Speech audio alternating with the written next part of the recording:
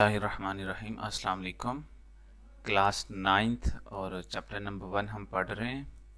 उसका आज हमारे पास लेक्चर नंबर 12 है, जिसमें हमारे पास है टेस्ट डाटा। जो लास्ट क्लासेस हमने पढ़ी हैं उसमें हमने प्रॉब्लम सॉल्विंग स्टेप्स पढ़े हैं। उसके बाद फिर हमने फ्लो चार्ट्स के स्टेप्स पढ़े और फिर एल्गोरिदम के।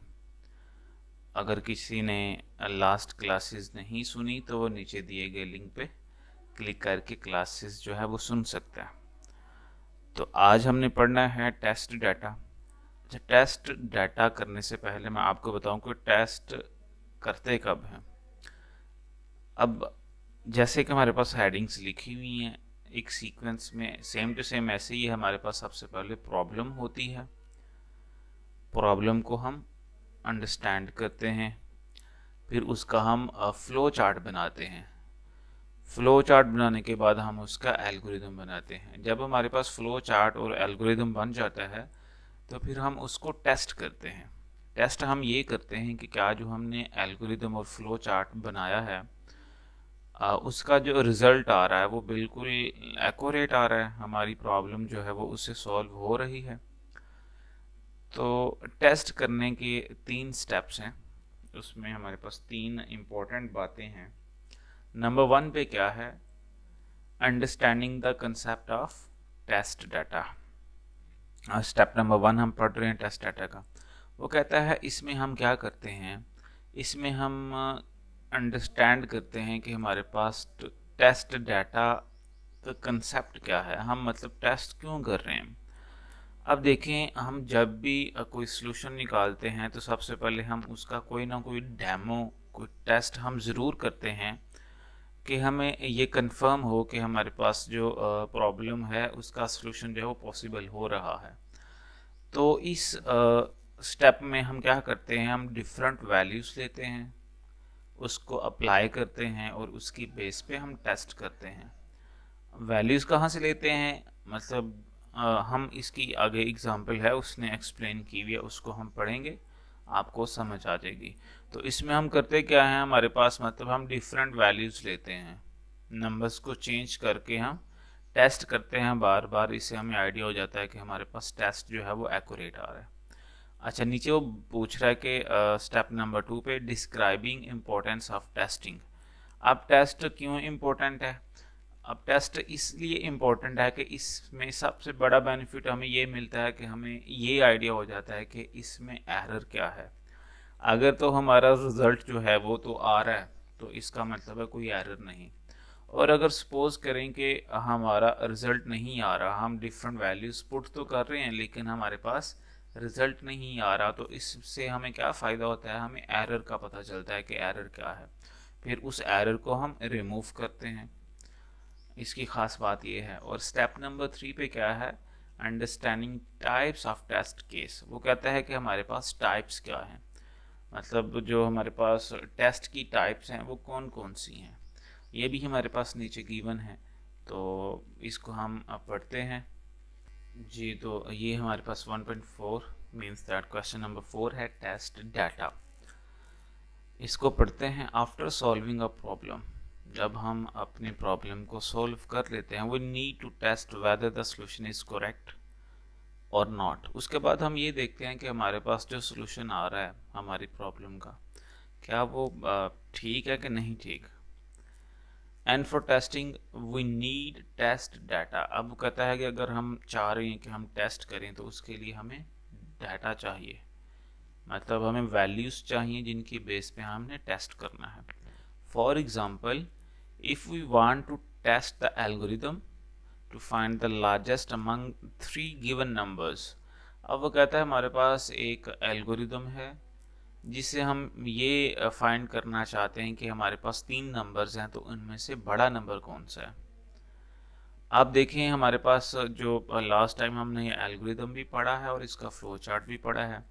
अगर आपको यहाँ से कोई चीज़ समझ नहीं आती तो आप पहले एल्गोरिदम और फ्लो चार्ट देखें, इसका तो आपको अच्छे से समझ आ जाएगी। अच्छा, इसमें हमने ये देखें, वो बता रहा है कि these values can be positive and negative. हमारे पास ये तीन नंबर थे n0, n1 और n2, ये हमारे पास क्या थे, वेरिएबल्स थे। अब वेरिएबल्स वहाँ हमने लिए थे और वैल्यूज़ हमने यूज़र से ली थी। यहाँ उसने साथ ही वैल्यूज़ बता दिया, वो कहता है n0 में हमारे पास 5 पड़ा हुआ है, n1 में 15 है, n2 में 3 है। अब वो कहता है ये तीन वैल्यूज़ की बेस पे आप टेस्ट करें। ठीक हो गया। उस टेस्ट के बाद आप फिर वैल्यू चेंज उसने किया कि n0 में अब 27 आ गया है, n1 में -6 है, n2 में 35 है। अब वो कहता है इन वैल्यूज़ की बेस पे आप टेस्ट करें, फिर वो बता रहा है कि इन वैल्यूज़ की बेस पे आप टेस्ट करें। ठीक हो गया। मतलब वैल्यूज़ चेंज करके हम टेस्ट कर रहे हैं कि हमें ये कंफर्म हो जाए कि हमारे पास रिजल्ट जो है वो ठीक आ रहा है।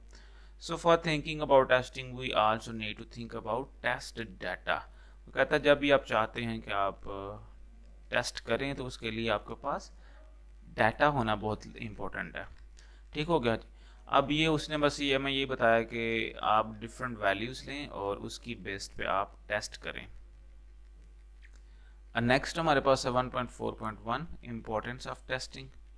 अब टेस्ट जो है वो इम्पोर्टेंट क्यों है? Testing is essential to point out the defect and error made during finding a solutions to some problem. वो कहता है इससे हमें क्या आइडिया होता है कि हमें ये कंफर्म हो जाता है कि हमारे पास सॉल्यूशन की पॉसिबिलिटीज़ हैं उसमें कोई एरर तो नहीं आ रहा, कोई डिफेक्ट तो नहीं। मतलब जो हमने एल्गोरिदम बनाया या जो हमने फ्लो चार्ट बनाया जिसको हम अप्लाई कर रहे हैं डिफरेंट वैल्यूज़ लेके, उसमें कोई एरर तो नहीं आ रहा, कोई डिफेक्ट तो नहीं उसमें। ये हमारे लिए क्या है, ये इम्पोर्टेंट है। तो ये कब पता चलता है? जब आप टेस्ट करते हैं। It helps in improving a solution. इससे क्या होता है कि हमारे पास जो सॉल्यूशन की पॉसिबिलिटीज़ हैं वो मैक्सिमम हो जाती हैं। इससे ये टेस्ट करने के बाद हमें कंफर्म हो जाता है कि अब एरर की गुंजाइश नहीं रही। If one solves a problem and someone else uses that solution. अब वो कहता है सपोज करें हमारे पास एक सॉल्यूशन था या एक एल्गोरिदम था या फ्लो चार्ट था, उसकी बेस पे हमने एक प्रॉब्लम को सॉल्व किया। उसने यहाँ बताया कि if one solves a problem, एक प्रॉब्लम हमने सॉल्व की।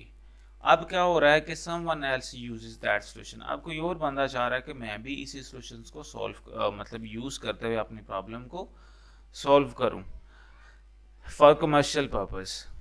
मतलब हमारे पास एक प्रॉब्लम थी, उसका हमने सॉल्यूशन निकाला। अब दूसरा बंदा कह रहा है कि भाई जिस बेस पे आपने सॉल्यूशन निकाला है उसी बेस पे क्या मैं भी अपनी प्रॉब्लम को सॉल्व कर सकता हूँ as a commercial purposes.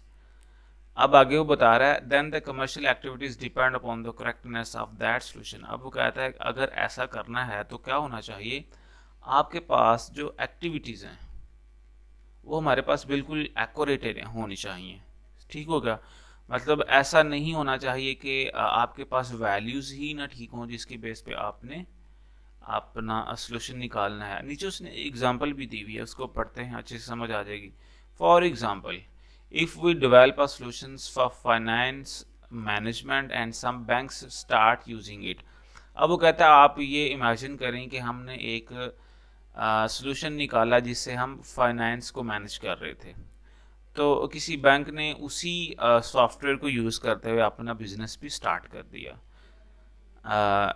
Then any error in that solution में रिजल्ट इन फाइनेंशियल लॉस। अब वो कहता है अगर बैंक वालों ने वो सॉफ्टवेयर यूज़ किया है और अल्लाह ना करे कि उसमें कोई थोड़ा सा भी एरर आ जाए तो हमारे पास फाइनेंशियली लॉस हो सकता है, हमारे पास हमारी रकम का लॉस हो सकता है। ठीक हो गया। तो टेस्ट इसलिए ज़रूरी है कि अगर कोई बंदा एज अ कमर्शियली यूज़ करना चाहता है तो वो उसका लॉस ना हो किसी एरर की वजह से। ठीक हो गया। So testing is important for a solution. So इस वजह से क्या है, टेस्टिंग जो है बहुत इम्पोर्टेंट है। इससे हमें क्या होता है, हमें कंफर्मेशन हो जाती है कि हमारे पास एक्यूरेट रिजल्ट्स आएंगे जी। अच्छा, ये उसने नीचे अब कार की एग्जांपल दी है। आपको कोई ज़रूरत नहीं इसकी पढ़ने की, बस आप ये जो एग्जांपल इसने यहाँ पे दी है बैंक वालों की, it's enough for paper point of view. और अगर आपको इसकी समझ नहीं आती तो आप इसको भी पढ़ सकते हैं, अदरवाइज इसकी ज़रूरत नहीं है। जी नेक्स्ट हमारे पास है 1.4.2 टाइप्स ऑफ टेस्ट डाटा। इसको हम पढ़ते हैं। Creation of proper and sufficient test data, is one of key activities improve quality of a solution. वो कहता है अगर आपके पास प्रॉपर और सफिशिएंट डाटा है तो आप इसकी बेस पे अपने सॉल्यूशंस की क्वालिटी को इम्प्रूव कर सकते हैं। अब आपके पास डाटा ही एक्यूरेट नहीं, सॉल्यूशन कभी भी पॉसिबल नहीं हो सकता। तो आपके पास डाटा जो है वो प्रॉपर होना चाहिए जिसकी बेस पे आपने अपनी प्रॉब्लम जो है वो सॉल्व करनी है। Each type of a solutions require different data.